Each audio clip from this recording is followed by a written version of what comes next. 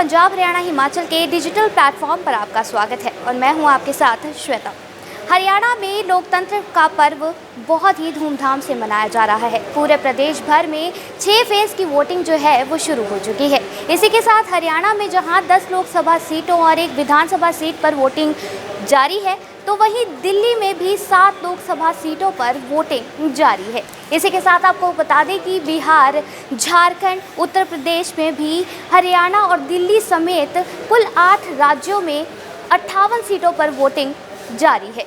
वहीं लोकसभा प्रत्याशियों की बात करें तो हरियाणा में 10 लोकसभा सीटों और करनाल विधानसभा उपचुनाव के लिए शनिवार यानी आज 25 मई को मतदान हुए हैं। इसमें 223 उम्मीदवारों की किस्मत का फैसला होगा। लोकसभा चुनावों के छठे चरण में कुल 223 उम्मीदवार मैदान में हैं, जिसमें 207 पुरुष और 16 महिलाएं हैं।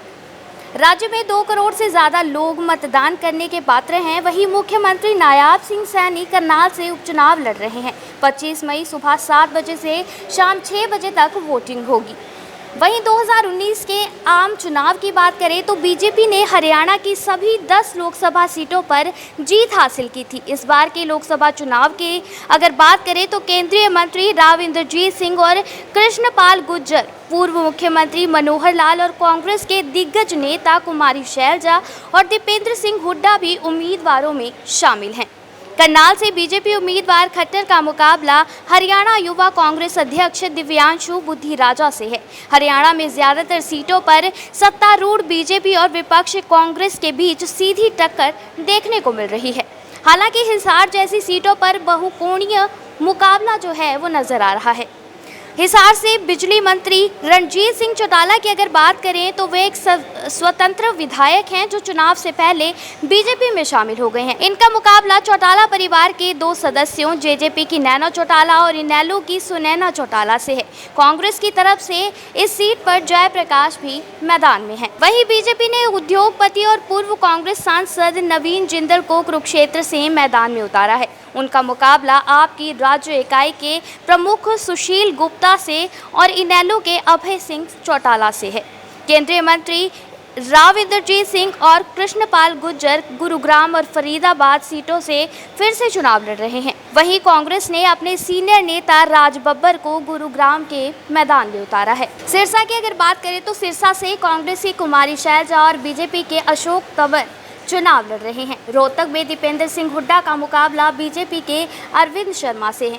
वहीं अगर बात करें जननायक पार्टी, इंडियन नेशनल लोक दल यानी इनेलो और बहुजन समाज पार्टी की, तो लोकसभा चुनावों में अपने उम्मीदवार इन पार्टियों द्वारा उतारे गए हैं, जहां पर जेजेपी के 10, बसपा के 9 और इनेलो के 7 उम्मीदवार चुनाव लड़ रहे हैं। बताते चले कि कुछ मौजूदा विधायक भी मैदान में हैं, जिसमें इनेलो के कुरुक्षेत्र से उम्मीदवार अभय सिंह चौटाला भी शामिल है। कांग्रेस के मौजूदा विधायक वरुण चौधरी और रावदान सिंह अंबाला और भिवानी महेंद्रगढ़ सीटों से चुनाव लड़ रहे हैं।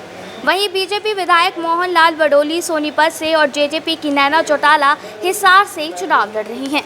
वहीं बात अगर दिग्गज नेताओं की जाए तो अभी भी कुछ नेता एक दूसरे पर तंज कस रहे हैं, जहां पर कांग्रेस ने कहा कि बीजेपी की इस बार लोकसभा की 10 सीटों पर कोई भी सीट नहीं आएगी। उस पर सीएम नायाब सिंह सैनी का कहना है कि ये तो 4 जून को ही पता चलेगा कि किसका सूपड़ा लोकसभा सीटों से साफ होगा। तो वहीं कई नेताओं ने जीत का बड़ा दावा भी किया है, जिसमें अशोक तंवर का नाम सबसे पहले आता है। बता दें कि अशोक तंवर ने ये दावा किया है कि उनका मुकाबला किसी और से नहीं बल्कि खुद से है। तो हरियाणा में जो लोकसभा सीटों पर चुनाव है, लगातार इनमें घमासान मचा हुआ है और पार्टियां भी पूरी तरह से तैयार हैं एक दूसरे पर तंज कसने के लिए। लेकिन अब देखना ये होगा कि कौन लोकसभा सीटों में अपना जीत का परचम लहराता है। वहीं हरियाणा के दिग्गज नेताओं ने जहां वोट दी तो उन्होंने लोगों से भी लगातार वोट करने की अपील की, क्योंकि आपका एक वोट आपकी पसंदीदा सरकार और आपके पसंदीदा प्रत्याशी की किस्मत का फैसला करेगा।